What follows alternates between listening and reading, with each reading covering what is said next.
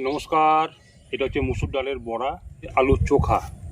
এটা হচ্ছে এক ধরনের মুসুর ডাল, গঙ্গার মোলা মাছের চচ্চড়ি। এখানে হচ্ছে ভাত, অনেক রকম পাখি বসে।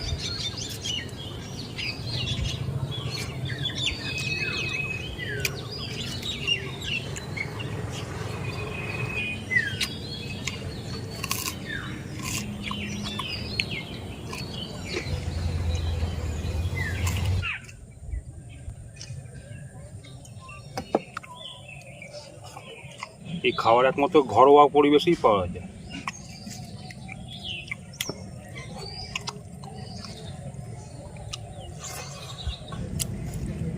গঙ্গা, এটা অল্প নেবো, বেশি নেবো না। ভাত,